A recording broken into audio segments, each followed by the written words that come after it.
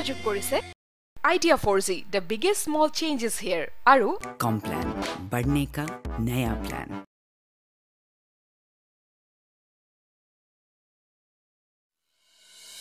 আন কোনোবাই লাগি কৰিলো মই তো কেতিয়াও তেনেকুৱা নকৰো তাই আৰু মই বুঢ়া হলে তই আমাক চাব লাগিব আমাক পিণ্ড দিবলৈ জানো কোনোবা এটা সন্তান নালাগিব এটো আন কোনো নহয় সমীৰণ তই মই আৰু সেই কাৰণে মই তোমাৰ মুখৰ পৰা শেষবাৰৰ কাৰণে কথাখিনি শুনি যাবলৈ আহিলো ইয়াৰ পাছতৰ তুমি মোক কেতিয়াও নেদেখা সুখু দেউতা মই সমীৰণৰ লগত যিখিনি কৰিলো এতিয়া মোৰ নিজৰে সহ্য নহয় তুমি ইমান স্বাৰ্থপৰ কিয় হৈছা মা তুমি জানো নিবিচাৰা সমীৰণে ন্যায় পাওক সমাজত তাৰ এটা পৰিচয় হওক বিচাৰো কিন্তু কেতিয়াবা নিজৰ পৰিচয় বিপদ আহিব পাৰে তেতিয়া একো বিপদ নাহে মা ক ভাইটি ক'ত আছ তই বিশ্বনাথ চাৰিআলি তাও হেটো কৰ চাৰিআলিত সুকন্যাৰ দেউতাকে ফোন কৰি ক'লে সুকন্যা হেনো বিশ্বনাথ চাৰিআলিত আছে আৰু তয়ো আচলতে তুহুতে মোক একো নজনাকৈ হঠাৎ বিশ্বনাথ চাৰিআলি গুচি গলি যে মানে ভাইটি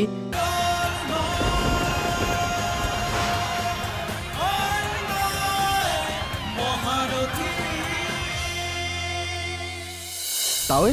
আপুনি মোক গুৱাহাটীৰ পৰা ইমান সোনকালে মাতি আনিলে এতিয়া আকৌ নিজেই নিমাত হৈ আছে নহয় মানে ক'ৰ পৰা আৰম্ভ কৰিম তাকে চিন্তা কৰিছোঁ মানে তোক কেতিয়াও এনেকুৱা সত্য এটা ক'ম বুলি ভাবিছোঁ ধৰি লওক সমীৰণে কেতিয়াবা যদি ভুল কৰে তই তাৰ জীৱনৰ পৰা আঁতৰি যাবি নেকি সেইটো আকৌ কেনেধৰণৰ প্ৰশ্ন দাদা আৰু মোৰ মাজত তেনেকুৱা কোনো পৰিস্থিতি আহিব নোৱাৰে নহয় যদি আহে ভগৱানে নকৰক তেনেকুৱা পৰিস্থিতি আহক আৰু যদিও আহে সেয়া মোৰ ভুল বুলি মই স্বীকাৰ কৰিম তাই আপুনিতো জানেই দাদাৰ বাহিৰে আৰু মোৰ কোনো নাই মলয় সমীৰণ তোৰ দাদা হ'লেও তহঁত কিন্তু একে মাক বাপেকৰ সন্তান নহয়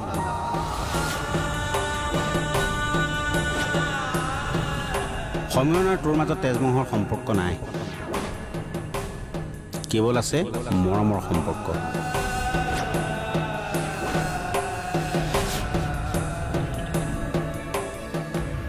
আপুনি এইবোৰ কি কৈছে সমীৰণক তোৰ মা দেউতাই তুলি লৈছিল ই তুলনীয়া ল'ৰা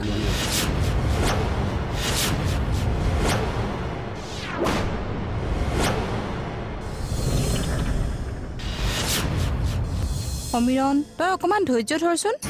সি বাৰু তাৱৈৰ কথাবোৰ শুনি থাকিব পাৰিছেনে তাৱৈৰ কথাবোৰ শুনি সি সলনি হৈ নাযায়তো নেযায় তাৱৈৰ কথাবোৰ শুনি সি যদি মোৰ পৰা আঁতৰি যায় সৰুতে মই মা দেউতাক হেৰুৱালো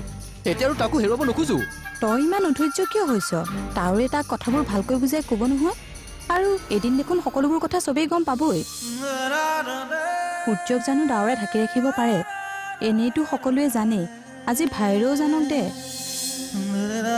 কপালত যি লিখা আছে তাকেই হ'ব ইমান ভাবি থাকি আৰু একো লাভ নাই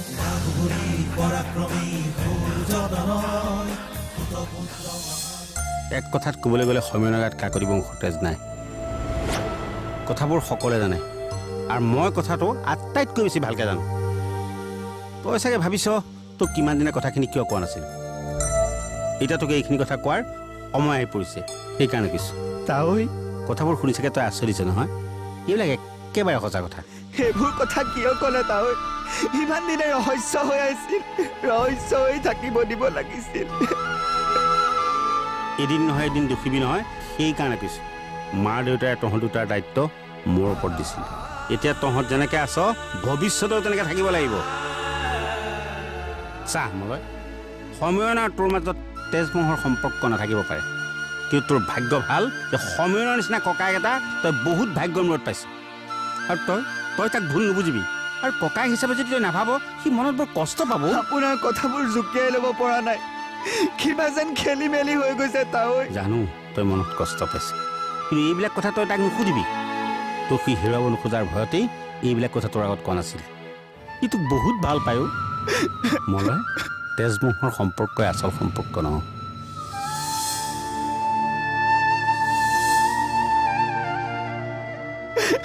দাদা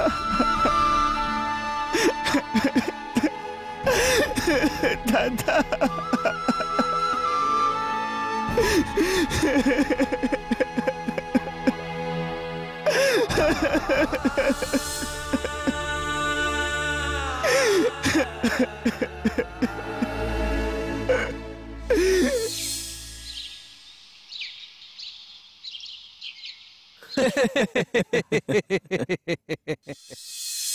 আচৰিতটো হোমেই তই ইয়াত যে আৰে নতুন চৰকাৰ নতুন প্লেনিং ৰদ বদলবোৰৰ কথা তই শুনা নাই জানো তাৰমানে তই বিশ্বনাথ চাৰিআলিত জইন কৰিলি আৰে মই কালিয়ে আহিলো 2 দিনতে থানাত জইন কৰি ভালেই হ'ল দে অন্তত ঘৰখন পাবি বহুত ভাল লাগিছে কিন্তু বন্ধু তোৰ লগত এটা কথা আছিল ক কি কথা তই বেয়া নাপাবি বন্ধু বুলি তোৰ পাৰ্চনেল কথাত ইণ্টাৰফেয়াৰ কৰিছে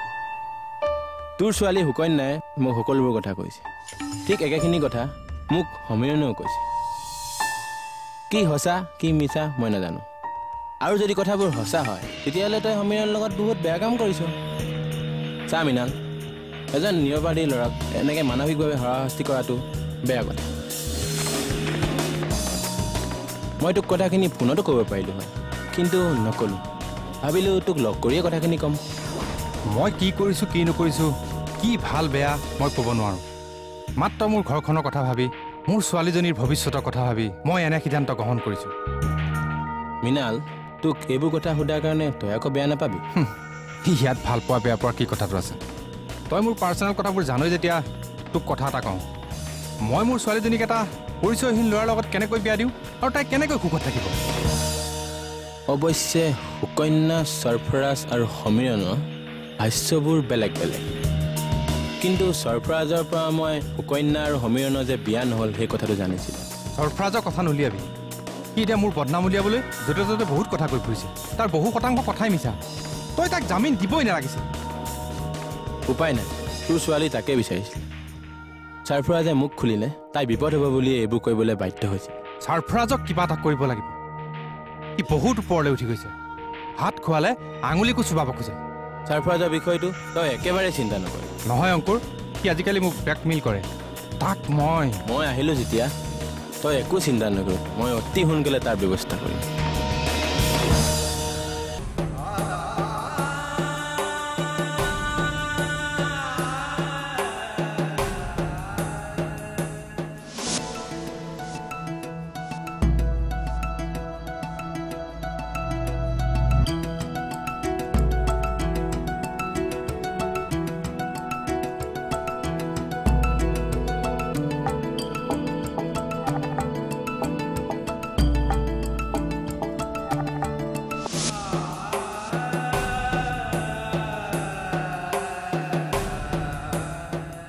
ভাইটি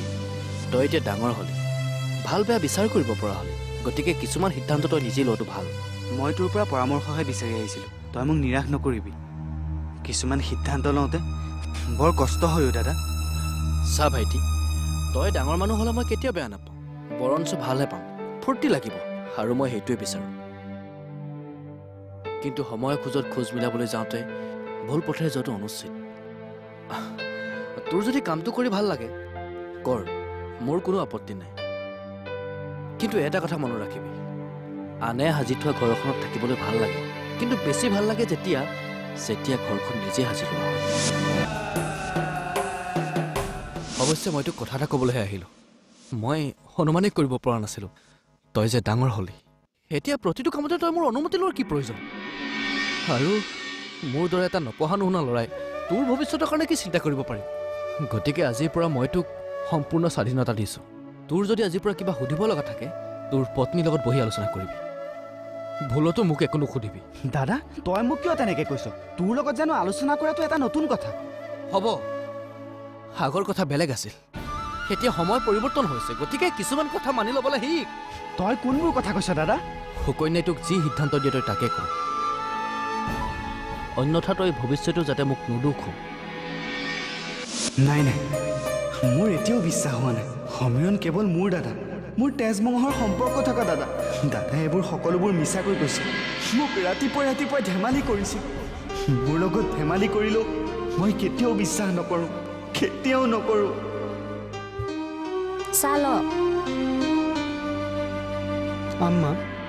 মই ঘৰলৈ অহাৰ পৰা লক্ষ্য কৰিছোঁ তোৰ যেন ভিতৰি কিবা এটা হৈ আছে তোৰ যদি গা বেছিকৈ বেয়া মোক ক মই ডক্টৰৰ ওচৰলৈ লৈ যাম মোৰ একো হোৱা নাই কথা এটাক লৈহে মই বৰ চিন্তাত পৰিছোঁ তোৰনো বাৰু এতিয়া চিন্তা কৰিবলগীয়া কি আছে মই দেখোন তোৰ লগতে আছোঁ তোক মই কথা এটা সুধো বুলি সুধিব পৰা নাই কচোন এই সুকন্যাৰ দেউতাকটো বাৰু কেনেকুৱা তোৰনো হঠাৎ এতিয়া সুকন্যাৰ দেউতাকলৈ মনতনো কিয় পৰিল হা তই নাথাকোতে সেইদিনা তেখেত আমাৰ ঘৰলৈ আহিছিল তাৰপাছত তোৰ বিষয়ে মোক বহুত কিবা কিবি কৈ থৈ গ'ল সাৰফৰাজে মোৰ অফিচতে কাম কৰিছিল কৰিছিল বুলি ক'লে যে এতিয়াও আপোনাৰ লগতে কৰি থকা নাই জানো নাই কৰা আজি এমাহৰ আগতে তাক মই চাকৰিৰ পৰা উলিয়াই দিলোঁ আপুনি এইবোৰ কি কৈছে সিটো আপোনাৰ অফিচতে কাম কৰি আছে বুলি কৈছে সিটো তেনেকৈ ক'বই মানে এইবোৰ কি হৈছে সাৰফৰাজ আহিলে আপুনি নিজেই সুধি ল'ব আচ্ছা আপুনি মোক এটা কথা কওকচোন এই যে সাৰফৰাজে আগফালে ঘৰটো বনাইছে আপোনাক কিমান সুন্দৰকৈ ৰাখিছে ইমানবোৰ টকা সি ক'ত পাইছে আপুনি তাক কেতিয়াবা সুধিছেনে মানে আৰু কি সাৰফৰাজ মোৰ অফিচত থাকে 8,000 টকা দৰমহা পায় সেইখিনি টকাই ইমানবোৰ কাম কৰাটো সম্ভৱ নে কথাটো বুজি পোৱা নাই বুজা নাই নে নুবুজাৰ ভাও ধৰিছে চাওক সি মোৰ অফিচত থাকি বহুত টকা আত্মসাৎ কৰিছে টকাবোৰ ঘূৰাই দিলে সকলোৰে ভাল কি এনেকুৱা কাম কৰিছে হয় এতিয়া আহিছোঁ আকৌ যাতে মই আপোনাৰ ঘৰলৈ আহিব লগা নহয় সাৰফৰাজে এইবোৰ কি কৰিছে সাৰফৰাজ এইবোৰ কথা সঁচানে আম্মা মই দুকুঠালি ঘৰ বনাইছোঁ তোক সুখ দিবলৈ তাকে দেখি মানুহবোৰৰ হিংসা লাগিছে এইবোৰ ধনী আৰু স্বাৰ্থপৰ মানুহ বুজিছ ইহঁতে আমি ধনী হোৱাটো কেতিয়াও নিবিচাৰে আৰু কি জানো আম্মা পৃথিৱীত মানুহ চিনি পোৱাটো বহুত জটিল সুকন্যাও স্বাৰ্থপৰ বহুত ভাল বুলি ভাবিছোঁ কিন্তু